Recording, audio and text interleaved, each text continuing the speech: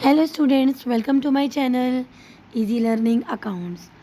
आज के इस वीडियो में हम कंप्लीट रिवीजन करेंगे of accountancy class 12 part B.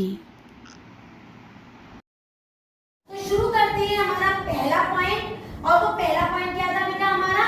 Share holders fund. तो शेयर होल्डर्स फंड के अंदर अगर मैं लास्ट वीडियो को दोबारा से देखूं तो उसके अंदर 3 पॉइंट्स या 3 सब हेड्स थे बेटा। पहला था शेयर कैपिटल, दूसरा था रिजर्व एंड सरप्लस और तीसरा था money received against share warrant. ठीक है, तो देखिए मेरे आइटम लिखे हुए हैं, ध्यान से देखिएगा। पहला authorised capital, issued capital, subscribe capital, इसमें fully paid not fully paid दोनों इंक्लूड हो जाएंगे, called up, paid up, call in arrears और फोरफीटेड शेयर्स। इनमें से कोई भी आइटम अगर एग्जाम में आएगा तो उसका मेन हेड होगा शेयर होल्डर्स फंड और उसका सब हेड होगा शेयर कैपिटल। ये आपको लर्न करना पड़ेगा। क्लियर बेटा?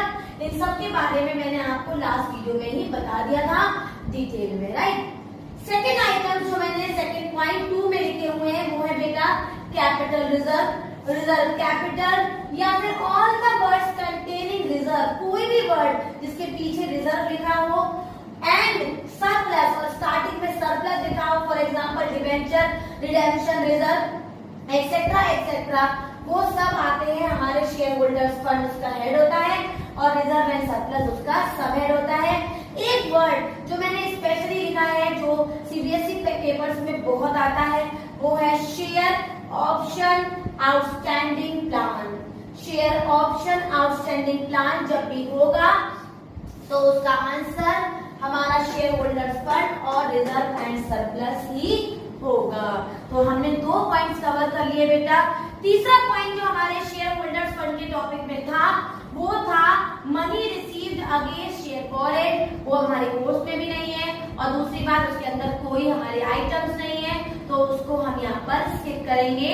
केवल एज अ सब हेड उसका नाम याद रखेंगे जो कि हमारे शेयर होल्डर्स फंड का एक वन ऑफ द आइटम है। 3 है हमारे सब हेड्स, वो कौन कौन से बेटा? Share capital, reserve and surplus, money received against share warrant. आगे बढ़ते हैं। हमारा जो सेकंड हेड था वो था हमारा share application money pending allotment. इसके अंदर कोई ना तो कोई सब हेड है और ना ही इसके अंदर कोई भी आइटम्स है, तो इसका केवल हमने नाम ही याद करा।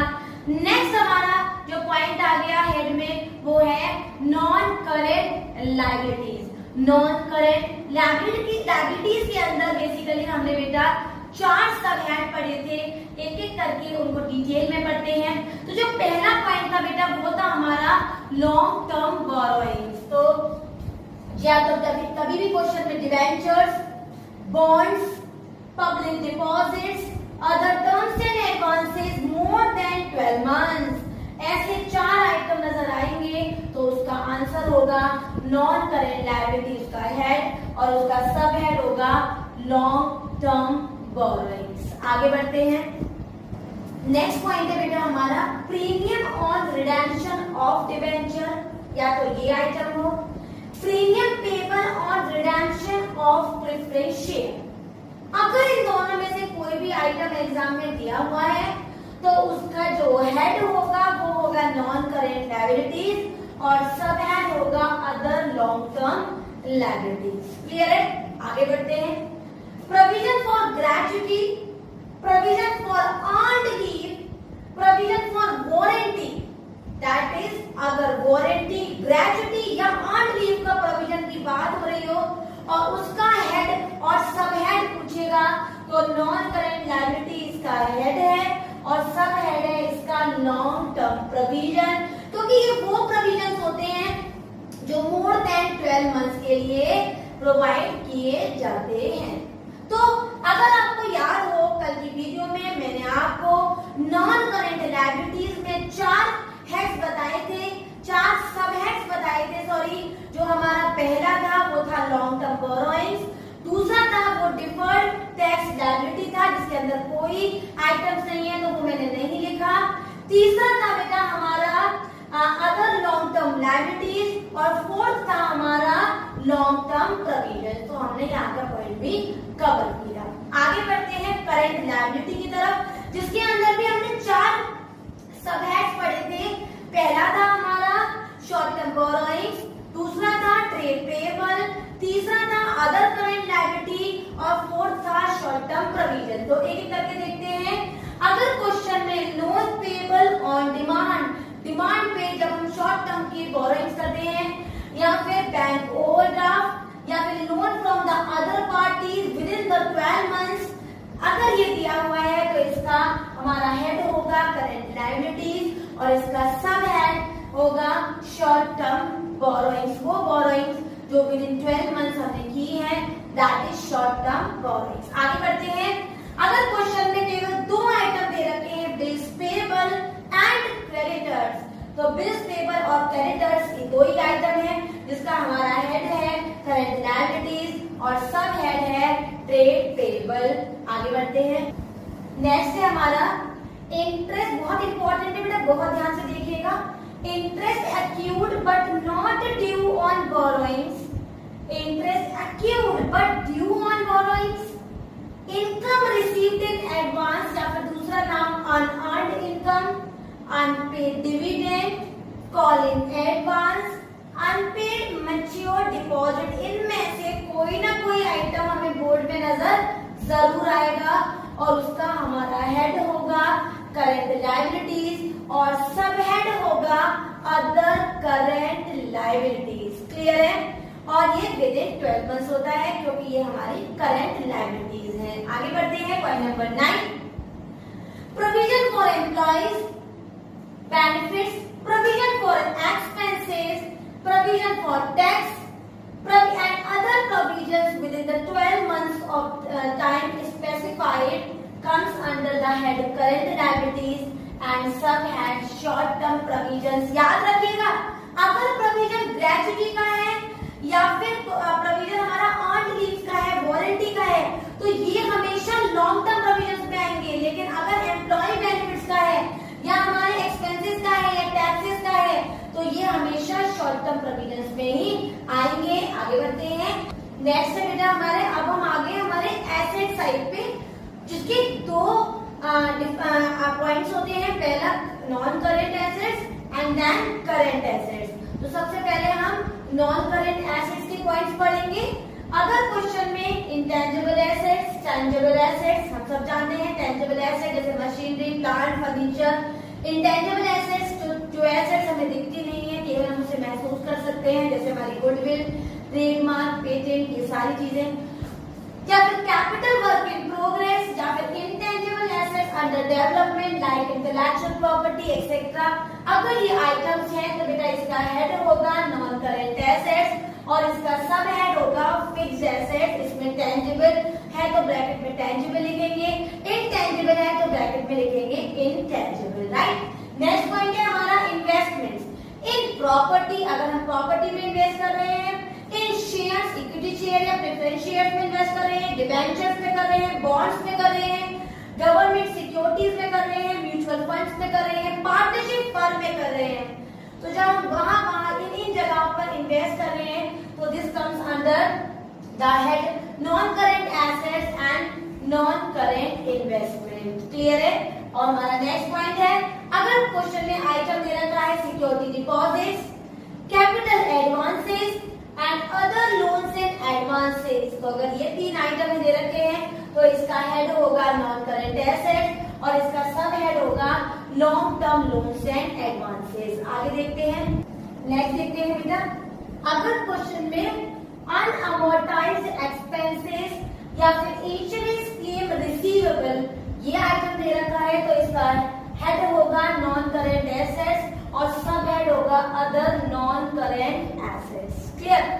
अगर जो इन्वेस्टमेंट मैंने अभी आपको नॉन करेंट इन्वेस्टमेंट में बताए थे, वही सारे इन्वेस्टमेंट मैंने लिखे हुए हैं। इन्वेस्टमेंट इन shares, instruments, debentures, government securities, partnership firm, debentures, bonds, mutual fund, सब कुछ वही लिखे हैं बेटा। लेकिन अगर टाइम स्पेसिफाइड है कि with in 12 months, then by default it comes under current investment or more than 12 months comes under non current investment। Clear? आगे बढ़ते हैं।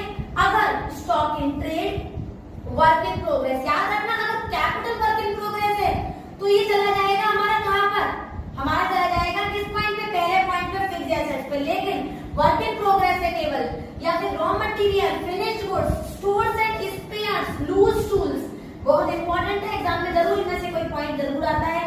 तो इसका हेड होगा करंट एसेट्स और सब हेड होगा इन्वेंटरीज, राइट। और हमारा नेक्स्ट पॉइंट है, अगर दो में से कोई एक आइटम दे रखा है, मतलब बिल्स रिसीवेबल या डेब्टर्स, तो इसका हेड होगा करंट एसेट्स और इसका सब हेड होगा ट्रेड रिसीवेबल। याद है आपको कि ट्रेड पेबल के भी केवल दो ही आइटम थे, कौन कौन से, बिल्स पेबल और क्रेडिटर। सिमिलरली हमारे इसके भी दो ही आइटम है, बिल्स रिसीवेबल एंड डेब्टर्स। आगे देखते हैं, नेक्स्ट है हमारा बेटा, अगर क्वेश्चन में cash in hand, cash in bank, marketable securities, bank draft, cheque या डिमांड ड्राफ्ट इस तरह की लाइंस है, तो उसका हेड होगा करंट एसेट्स और सब हेड होगा कैश इन कैश इक्विवेलेंट, मतलब कैश या कैश के जैसा। आगे बढ़ते हैं, जितने भी लोन्स एंड एडवांसेस हैं अगर वो विद इन 12 मंथ्स के हैं बेटा, तो वो आएगा करंट एसेट्स में, और short term loans and advances इसका सब हेड होगा। नेक्स्ट पॉइंट है जो कि हमारा लास्ट पॉइंट है, वो है prepaid expenses, accrued income, dividend receivable या एडवांस टैक्स। अगर ये आइटम्स हैं तो इसका हेड होगा करंट एसेट्स और सब हेड होगा अदर करंट एसेट्स। लास्टली एक बात हमें याद रखनी है, अगर अलग से क्वेश्चन कह रहा है कि प्रोविजन फॉर डाउटफुल डेब्ट का क्या करना है, तो इसके दो अप्रोचेस होते हैं। बेसिकली हम लिख के आ जाते हैं कि deducted from debtors in trade receivable. Trade receivable में जो डेब्टर्स आता है उसमें से प्रोविजन फॉर डाउटफुल डेब्ट माइनस हो जाता है। इसका एक और अप्रोच है, वो ये है कि या तो ये लॉन्ग टर्म प्रोविजन में दिखता है या शॉर्ट टर्म प्रोविजन में दिखता है, depends the time for which the specified time जिसके लिए वो प्रोविजन दिया गया है। तो बेसिकली हम चाहें तो deducted from debtors in trade receivable भी लिख सकते हैं, या फिर shown in the provision, the long term provision और short term provision, the time is specified. Next point, types of financial statement analysis. तो बेटा फाइनेंशियल स्टेटमेंट एनालिसिस के 4 पार्ट्स होते हैं या फिर 4 कैटेगरीज होती है। Number 1, external analysis, the analysis made by the outsiders, that is the investors, competitors, government, suppliers. They have no internal existence, they are analyzing the working position by outside. Such type of analysis is known as external analysis, whereas internal analysis, वो analysis to done by the management, internal management, the management of the company. The analysis made by the management is known as internal analysis. This is the second type of analysis. Third is horizontal analysis, इसका दूसरा नाम होता है बेटा dynamic analysis. ये वो analysis होता है, the analysis made for number of years, not for a single year. When we are analyzing the data, analyzing the financial information for the number of years, such type of data या such type of analysis is known as horizontal analysis and that is dynamic analysis. Fourth होता है बेटा हमारा vertical analysis opposite to the horizontal, मतलब the analysis made for 1 year only. केवल एक ही साल का अगर हम एनालाइज कर रहे हैं तो that means it is vertical analyse. The difference between, कभी कोई आपसे पूछे what is the difference between horizontal and vertical, तो आप बताएंगे when analysing has been made for the number of years more than 1 year it is horizontal. When the analysing of the financial statement has been done for 1 year only that it is vertical analysis या फिर static analysis, static analysis. तो comparison मैंने आपको लिखे हुए हैं, intra firm comparison and inter firm comparison. They are not the type of analysis but other से हमने पॉइंट अलग से लिखा है ताकि आपको अगर वन वर्ड में आपको दिखे इंटर फर्म या इंट्रा फर्म तो आपको मालूम होना चाहिए इंट्रा फर्म एनालिसिस या फिर intra firm comparison the organization or in a company, the analyzing या comparison has been made within the company only. अगर एक कंपनी के अंदर का जो वर्किंग हो रहा है उसी का ही आपस में कंपैरिजन हो रहा है विद इन द कंपनी, तो that is known as intra firm comparison. The comparison within the firm, firm के अंदर का कंपैरिजन. और inter firm comparison, the comparison of the one firm with the another firm, another firm with the another firm. जब एक firm का दूसरी firm से comparison होता है दैट इज इंटर फर्म, और फर्म के अंदर ही अंदर का कंपैरिजन है that is intra firm comparison. Objectives of financial statement. Financial statement का ऑब्जेक्टिव क्या होते हैं, उद्देश्य क्या है इसका, उसको हम पॉइंट्स में लिखे हुए हैं, उसको स्टडी करेंगे. To present a true and fair view of the business, business का ट्रू पोजीशन बताने के लिए. To provide a sufficient and reliable information, sufficient और रिलायबल मतलब हम उस पर बिलीव कर सकते हैं ऐसी इंफॉर्मेशन बताने का. किसको, टू द पार्टीज इंटरेस्टेड, जो पार्टीज वो इंफॉर्मेशन को यूज करना चाहती है या उसकी इंफॉर्मेशन को जानना चाहती है. Third point, to provide the financial data on economic resources of an organisation, of an enterprise, organisation भी बोल सकते हैं. फाइनेंशियल डेटा प्रोवाइड करना किस पे बेटा, on the economic resources. And the fourth point is to disclose accounting policies followed by the better understanding of the financial statement, कि financial statement में कंपनी कौन कौन सी अकाउंटिंग पॉलिसीज को फॉलो कर रही है और यूज कर रही है और बेनिफिट गेन कर रही है. This information is also having one of the objective of financial statement. कभी भी 4 से ज्यादा ऑब्जेक्टिव नहीं पूछे जाते हैं, तो मैंने 4 ऑब्जेक्टिव लिखे हैं. ऐसे आज इट इज तैयार करिए, लर्न करिए या समझ लीजिए, तो हम इसमें आगे बढ़ते हैं. नेक्स्ट पॉइंट है हमारा लिमिटेशंस ऑफ फाइनेंशियल स्टेटमेंट. किसी भी चीज में अगर कोई अच्छाई होती है तो लिमिटेशन जरूर होती है. तो लिमिटेशन होती है वही जो हमने क्लास 11 में पढ़ी थी, लिमिटेशन ऑफ अकाउंटिंग. कहीं ना कहीं वही लिमिटेशन है बेटा. पहली है बेस्ड ऑन हिस्टोरिकल रिकॉर्ड्स, कहीं ना कहीं हमारी फाइनेंशियल स्टेटमेंट प्रीवियस ईयर के रिकॉर्ड्स पे बेस्ड होता है, तो ये इसकी बहुत बड़ी लिमिटेशन है. विंडो ड्रेसिंग मतलब काउंटर मैनिपुलेशन, काउंटर पे ही वैल्यूज का मैनिपुलेशन हो जाता है, तो ये भी एक इसका बहुत बड़ा लिमिटेशन है.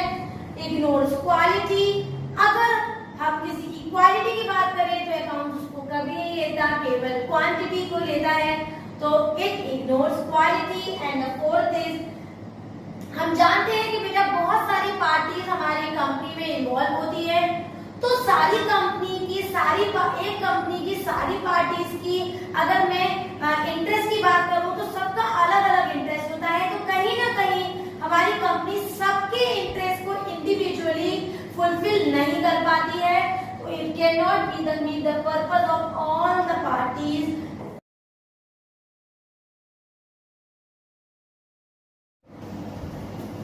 Comparative statement of P&L.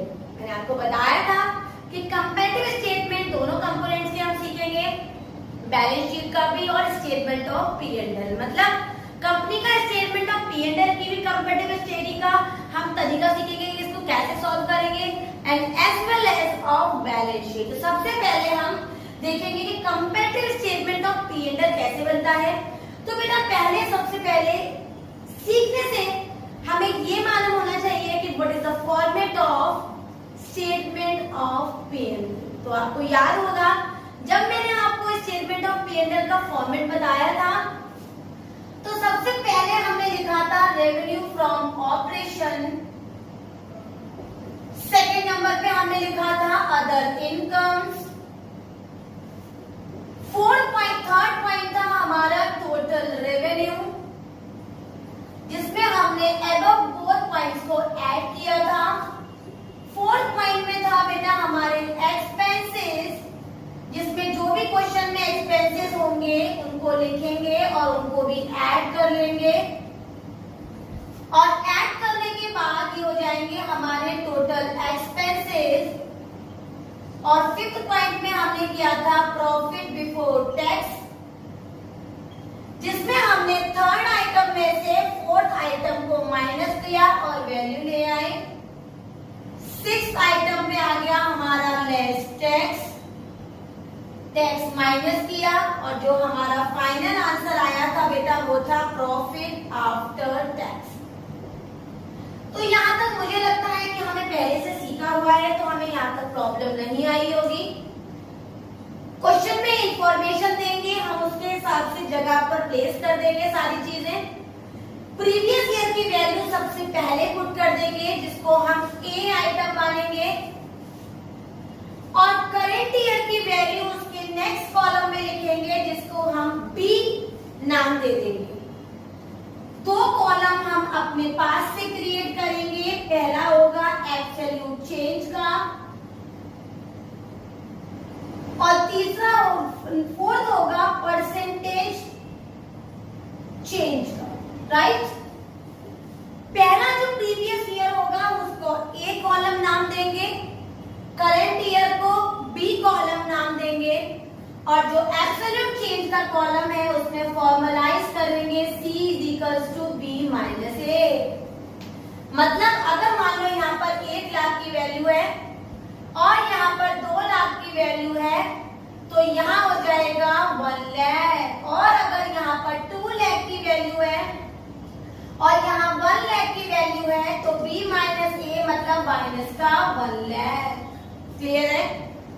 B में से ए को माइनस करेंगे और एब्सोल्यूट चेंज के सारे पॉइंट्स फिल कर लेंगे। क्लियर है बेटा? उसके बाद हमारा इस तरह से हम पूरा ये फिलिंग करेंगे। लास्ट कॉलम है हमारा परसेंटेज चेंज का, यहाँ पर भी फॉर्मूला यूज करेंगे, वो होगा D equals to C upon A into 100। मतलब D कॉलम इसको मानेंगे और ये कैसे निकालेंगे? C upon A into 100। For example अगर मैं ये पॉइंट्स निकाल के आपको बताऊं, तो C है हमारा 1 लाख अपॉन A है हमारा 1 लाख इंटू 100, तो आ गया हमारा 100 आंसर। तो हम लिखेंगे 100.00। ऐसे ही अगला पॉइंट निकालेंगे। अगर हमारा ये वैल्यू है 1 लाख माइनस के और A है हमारा 2 लाख इंटू 100, तो ये 2 जीरो से 2 जीरो गया, 1 2 3 1 2 3, तो हमारी वैल्यू आ जाएगी 50, क्योंकि ये माइनस का है तो ब्रैकेट में दिखाएंगे 50.00। परसेंटेज में ना दिखा के वैल्यू को 0.00 से हम दिखाते हैं, जैसे 100.00, 50.00, और इस तरह से हम सारे पॉइंट्स को कवर करेंगे। तो हमने क्या सीखा? P&L अकाउंट का जैसा फॉर्मेट है, जो इंफॉर्मेशन है एज इट इज लिखा। सबसे पहले हमने लिखा प्रीवियस ईयर, जो क्वेश्चन में ऑलरेडी गिवन होगा, उसको नाम देंगे A। फिर करंट ईयर की वैल्यू उठाएंगे और उसको वैल्यू लिखकर नाम देंगे B। C और D कॉलम खुद से क्रिएट करेंगे और C का फॉर्मूला होगा B minus A। That means current year और प्रीवियस ईयर में क्या चेंजेस आए उसके डिफरेंस को हम यहाँ लिखेंगे, और D कॉलम होगा हमारा परसेंटेज चेंज का, जिसमें हम फॉर्मूला लगाएंगे C upon A previous year into 100। तो इस तरह से हमारी सारी वैल्यूज आ जाएंगी। अब देखते हैं इसी चीज को हम बैलेंस शीट में कैसे करते हैं। नेक्स्ट है हमारा comparative balance sheet of a company. Balance sheet format आपको अच्छे से पता होगा बेटा, और बैलेंस शीट का जो फॉर्मेट होगा ना, वो क्वेश्चन में ऑलरेडी बना हुआ होगा। स्टेटमेंट ऑफ P&L की तरह नहीं कि केवल इंफॉर्मेशन दे दी और आपको 1 2 3 करके वो स्टेप वाइज खुद लिखो। Balance sheet I can say much more easy than the statement of P&L। तो बैलेंस शीट का जो फॉर्मेट हमें क्वेश्चन में दे रखा हो, जो भी, उसको एज इट इज लिखेंगे। लिखने के बाद बेटा नोट नंबर का अगला कॉलम बनेगा, नोट नंबर का नेक्स्ट कॉलम को बिल्कुल उसी तरह से करेंगे जैसे मैंने अभी आपको स्टेटमेंट ऑफ P&L में बताया था। सबसे पहले लिखेंगे प्रीवियस ईयर वैल्यूज, और प्रीवियस ईयर की जो जो वैल्यूज हैं उनको हम प्रॉपर्ली लिखेंगे। फिर करंट ईयर की वैल्यूज उठाएंगे, उसको भी लिख देंगे बेटा। जो करंट ईयर की वैल्यू है उसमें से प्रीवियस ईयर की वैल्यू माइनस करके हम अपना सी पॉइंट निकाल लेंगे, which is of absolute change. और डी पॉइंट निकालने के लिए एब्सोल्यूट चेंज की वैल्यू में प्रीवियस ईयर को डिवाइड करके इनटू 100 करेंगे, that means D equals to C upon A into 100। तो यहाँ निकालेंगे हमारा परसेंटेज। एज्यूम कर लेते हैं, मान लो प्रीवियस ईयर है 1 लाख, करंट ईयर की वैल्यू दे रखी है 5 लाख, तो इसको कैसे सॉल्व करेंगे? 5 lakh minus 1 lakh that means 4 lakh. और डी निकालने के लिए बेटा हम 4 लाख को उठाएंगे, डिवाइडेड बाय ए करेंगे, मतलब 1 लाख इनटू 100। तो 0 से 0 है, 1 2 3 1 2 3 और आंसर आ जाएगा हमारा 400.00। क्लियर है? 400 ही आएगा। एक बार और चेक कर लेती हूँ। 100 4 लाख अपॉन 1 लाख इनटू 100, बिल्कुल सही बेटा, 400 ही आंसर। क्लियर है? What we have done? We have firstly put the previous year values, then current year value as point B, then same in the C point we have deducted the current year with the previous year and we got the point C, that is absolute change. और last column निकालने के लिए हमने D equals to C upon A into 100, मतलब C में जो value आई है उसको प्रीवियस ईयर से डिवाइड करके into 100 करेंगे और हम अपनी वैल्यूज भी कंप्लीट करेंगे इस तरह से सारी, और बैलेंस शीट कंपैरेटिव भी कंप्लीट। सबसे पहले देखेंगे बेटा format of common science statement of P&L। Clear? उसके लिए मैंने एक फॉर्मेट बना रखा है। पहला column particular, the next is note number, the third one previous year amount and the fourth one current year amount. इस दोनों कॉलम को हम एक कॉलम मानेंगे, वो किसका कॉलम मानेंगे? एब्सोल्यूट चेंज का बेटा।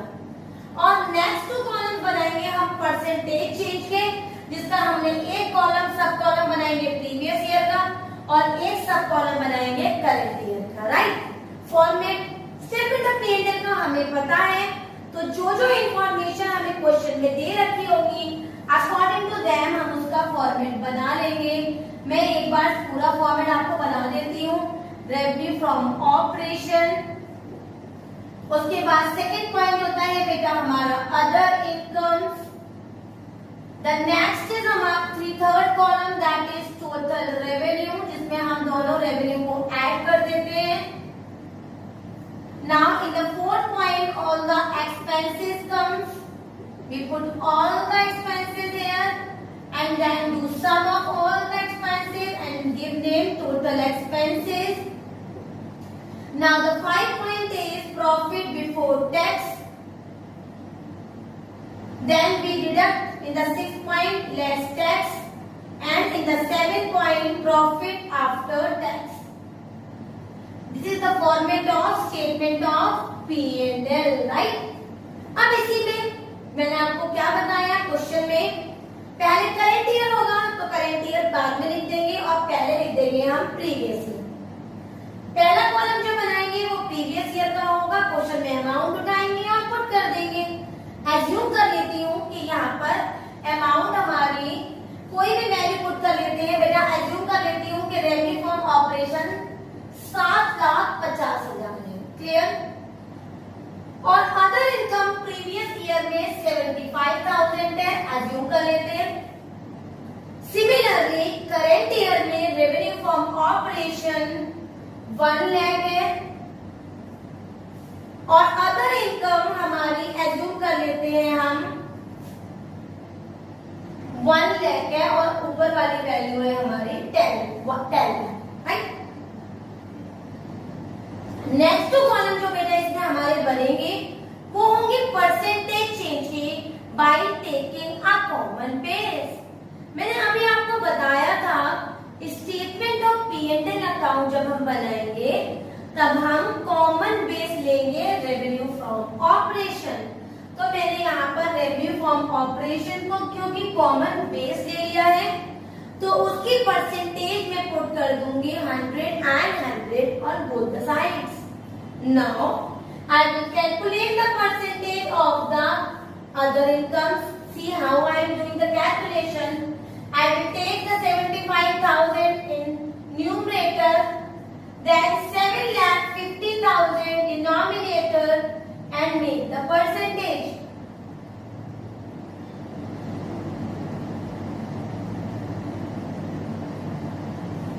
वैल्यू हमें ली थी बेटा पहले 7.5 फिर 75, तो हमारी वैल्यू एक बार और निकाल लेते हैं. 75,000 लिया, बेस लिया है हमने 7,50,000 और इंटू 100, तो 0 से 0 गया, ये 2 0 गए और बेटा ये हो गया हमारा 10. कितना आया बेटा हमारा परसेंटेज आ गया 10. ठीक है, नेक्स्ट वैल्यू जब हम कैलकुलेट करेंगे बेटा तो हमारी वैल्यू हो जाएगी, राइट, इसको लिखेंगे कैसे 10.00, right. Now we will take the calculation of the second point, that is the current year. Taking a common base of 10 lakh, I will divide with the 10 lakh into 100. 0 0, then 2 3 4, 1 2 3 4, and again this is also 10. In the third column we will add both the items 0 0 0 0 and then 12 1 8 25, then again addition 11 lakh, then again addition, then again addition, right? And like this हम सारे points calculate करेंगे. एक बार और देख लेते हैं. Common side statement में बेटा जो हमारा पहला कॉलम बनेगा वो प्रीवियस ईयर की अमाउंट होगी. सेकेंड कॉलम में हम करंट ईयर की अमाउंट क्वेश्चन में से देख के लिख लेंगे. अगर क्वेश्चन स्टेटमेंट का P&L अकाउंट का है तो रेवेन्यू फ्रॉम ऑपरेशन को 100 मान लेंगे और इन वैल्यूज को कॉमन डिनोमिनेटर लेके सारी वैल्यूज निकाल लेंगे. जैसे पहले को हमने 100 ले लिया. Now I am taking the calculation of the other income. मैंने न्यूमरेटर में 75,000 लिखा, डिनोमिनेटर में 7,50,000 लिखा, इनटू 100 कर दिया, वैल्यू आई 10. सिमिलरली 1 lakh लिखा न्यूमरेटर में, डिनोमिनेटर में मैंने 10 lakh लिखा, इनटू 100 तो वैल्यू आ गई 10. एक और पॉइंट देख लेते हैं कि हम एज्यूम कर लेते हैं हमारी जो एक्सपेंसेस है वो 6 लाख है. एज्यूम कर लेते हैं कि हमारी प्रीवियस ईयर की जो इनकम है वो 6 लाख है और बेटा जो हमारे करंट ईयर की एक्सपेंसेस है वो 7.5 लाख है, right. Now how I will calculate. See my common base is revenue from operation, that is 7,50,000. I will take it as numerator, again 7,50,000 as denominator into 100.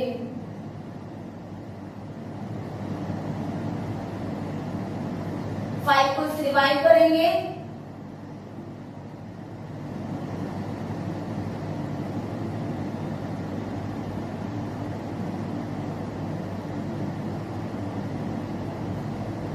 48.00. Again what we will do?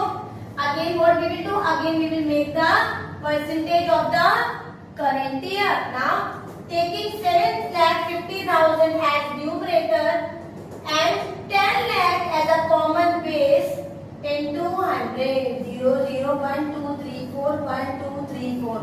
75 is the points value is percentage change value of current year. Now we will make the addition. This is 6 lakh, again 7,50,000, 48.00, 75.00. Profit before tax is revenue minus expenses. 8,25,000 minus 6 lakh, 2,25,000. 11 lakh minus 7,50,000, 3,50,000. Again what we will do? We will make the percentage. How? 2,25,000 or we can directly deduct from 110 from 48. We can directly also deduct 2 times 62 will be the amount come under the percentage of the previous year. Now in the current year 110 minus 75, it will be 35. We assume that the percentage of tax is 10%. Assume कर लेते हैं कि tax का rate 10% है. इसका 10% निकालेंगे बेटा 2,25,000 का परसेंट हो जाएगा 25,500 एंड 3,55,000 का 10% होगा 35,000. क्लियर है बेटा? अब इसको हम कैलकुलेट करेंगे. इसमें से इसको वैल्यू को माइनस किया 2,25,000 minus 25,500 equals to 0, 0, 0. Then this is 2, 0 and 2. 2,02,500. Similarly 0, 0, 0, 5. 1, 3,15,000. And similarly now we will take the percentage. How we will take the percentage? 25,500 divided by 7,50,000 into 100 we will calculate here, and 35,000 into 10 lakh into 100 we will put here. Again same process.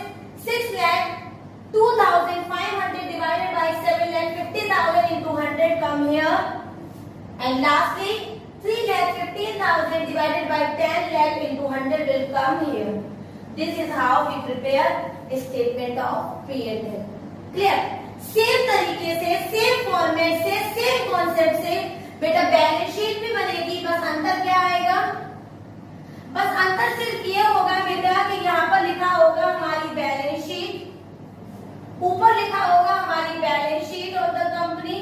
Question में जो भी company हो उसको identify करेंगे, as on लिखेंगे. और बेटा यहाँ पर जो हमारा फॉर्मेट क्वेश्चन में हमें ऑलरेडी गिवन होगा उसको पुट करेंगे. जैसे एज्यूम कर लेते हैं कि ए पॉइंट में हमें दे रखा है शेयर होल्डर्स फंड. एज्यूम कर लेते हैं कि बेटा हमें पहले पॉइंट में दे रखा है share holders fund. Now in the second point it's सब आइटम इज शेयर कैपिटल. इसका सब आइटम क्या ले लेते हैं बेटा? Share capital.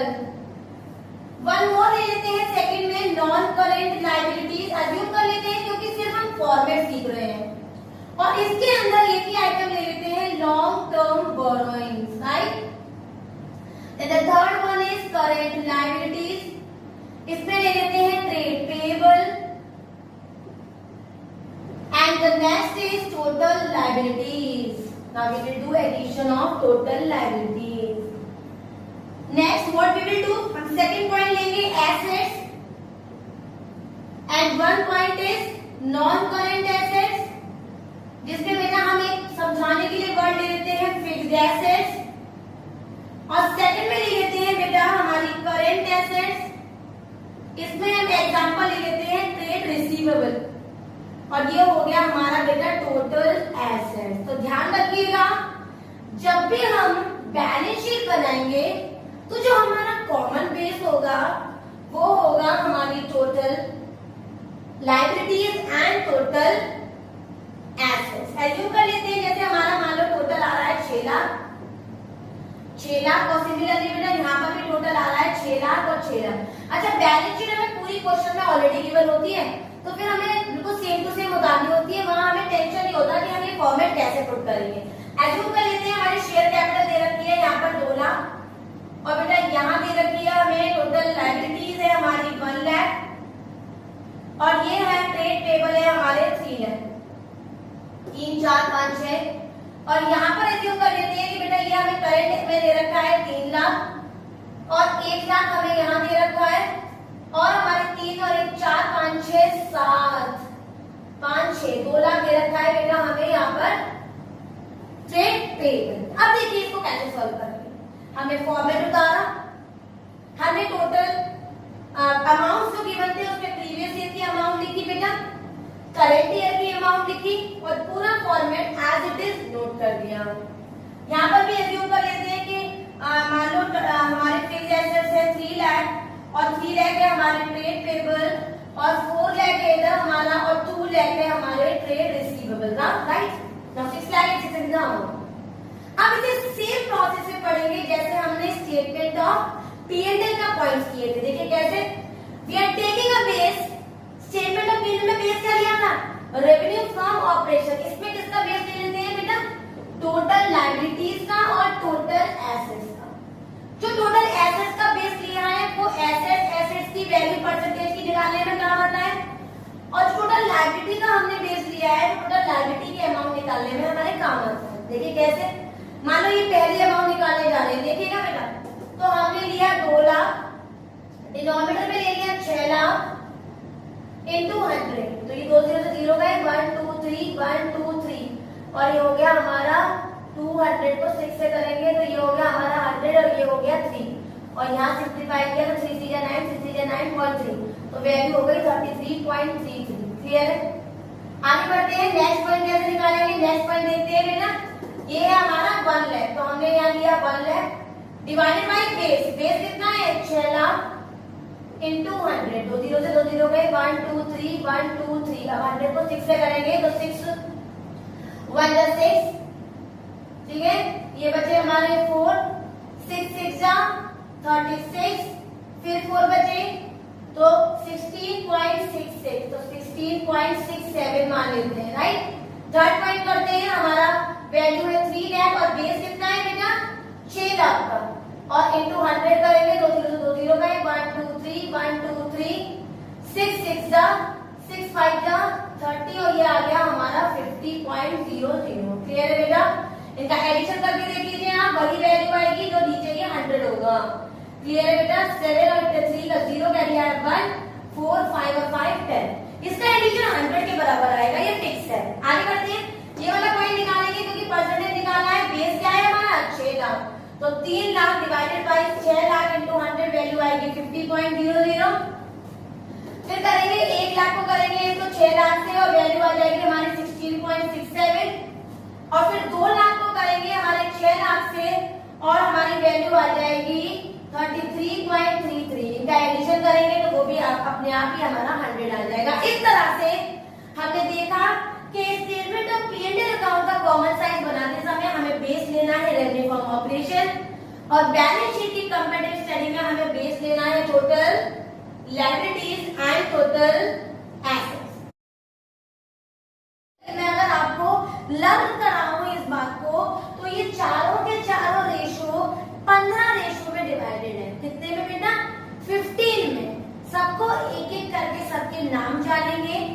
तो लिक्विडिटी रेशो 2 तरीके के होते हैं बेटा, पहला होता है हमारा करेंट रेशो और दूसरा होता है हमारा क्विक रेशो, राइट। पहला क्या होता है बेटा हमारा करेंट रेशो और दूसरा होता है हमारा क्विक रेशो। तो कोई आपसे पूछे how many types liquidity ratios are, तो आप बताएंगे liquidity ratios are basically divided into 2 types, number 1 current ratios and quick ratios. आगे बढ़ते हैं, solvency ratios. Solvency ratios 4 types के होते हैं, 4 टाइप्स से डिवाइडेड होते हैं। 4 के नाम लिख देती हूं मैं। पहला होता है बेटा डेब्ट टू इक्विटी रेशियो, जो नंबर ऑफ इक्विटी, पूरी इक्विटी में हमारी डेब्ट कितनी है ये बताता है, दैट इज द डेब्ट to equity ratio. The second is total assets to डेब्ट रेशियो। टोटल एसेट्स टू डेब्ट रेशियो, टोटल एसेट्स का जब हम डेब्ट से डिवीजन कर देते हैं तो हमारा सेकंड पॉइंट आ जाता है बेटा टोटल एसेट्स टू डेब्ट ratio, the second type of solvency ratio। तीसरा होता है बेटा हमारा proprietary ratio। proprietary ratio जिसको हम इक्विटी भी कहते हैं, बिकॉज proprietary को बेसिकली हम इक्विटी मानते हैं, तो ये इक्विटी रेशियोज भी होते हैं। इसको भी हम एक एक करके सारे रेशियोज के बारे में पढ़ेंगे, अभी केवल नाम जानेंगे।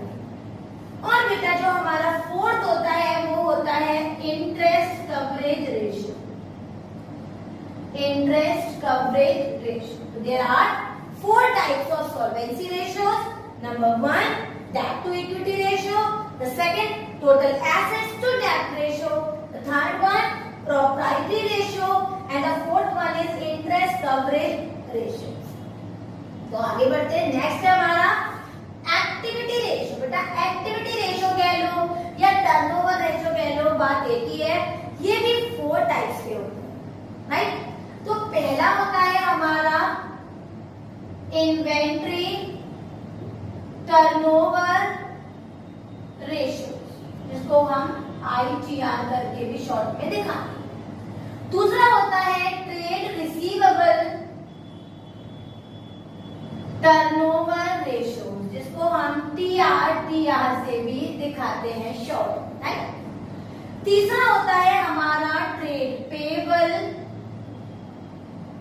टर्नओवर रेशियो, जिसको TPTR से भी हम शॉर्ट में दिखा देते हैं. तो ट्रेड पेबल टर्नओवर रेशियो. और चौथा होता है हमारा working capital turnover ratio, WCTR, right. तो हमारा टर्नओवर रेशियो फिर 4 टाइप्स में डिवाइडेड होता है. Number 1 inventory turnover ratio, trade receivable turnover ratio, trade payable turnover ratio, and the fourth is working capital turnover ratio. लेकिन जो हमारा फोर्थ पॉइंट है ना, profitability ratio, this is divided into 5 types. How many? 5 types. तो number 1 net profit ratio, second gross profit ratio, the third one operating ratio, fourth one operating profit ratio, and the last one is return on investment. So how many types we have read? The first one net profit ratio, the second one gross profit ratio, the third one operating ratio, fourth one operating profit ratio, and the last one is return on investment. मैं आपको एक छोटी सी hint बताती हूँ. मैंने मेरे total आपको कितनी रेशियोज बताए? 1 2 3 4 5 6 7 8 9 10 11 12 13 14 15. क्लियर? इसको 3 से डिवाइड कर दीजिए. क्या आया? 5 5 5 5. हमने 15 रेशियो को क्या किया? 3 से डिवाइड कर दिया, 3 भागों में बांट दिया. जो फर्स्ट 5 है उनका आंसर हमेशा प्योर रेशियो में आएगा. नेक्स्ट 5 है उनका आंसर हमेशा टाइम्स में आएगा. और जो लास्ट 5 है उनका आंसर हमेशा परसेंटेज में आएगा. तो कभी मत भूलिएगा कि इसका क्या यूनिट होगा आंसर आने का. तो 1 2 3 4 and 5. द आंसर टिक वाले का आंसर क्या आएगा? हमेशा प्योर रेशियो में. For example 2:1, 3:1. तो इसका आंसर हमेशा प्योर रेशियो में आएगा. एक्सप्रेशन बता रही हो बेटा. नेक्स्ट 1 2 3 4 5. नेक्स्ट 5 का आंसर हमेशा टाइम्स में नजर आएगा कि एक पॉइंट दूसरे से कितने टाइम्स ज्यादा है, कितने टाइम्स कम है, राइट. और जो लास्ट 5 है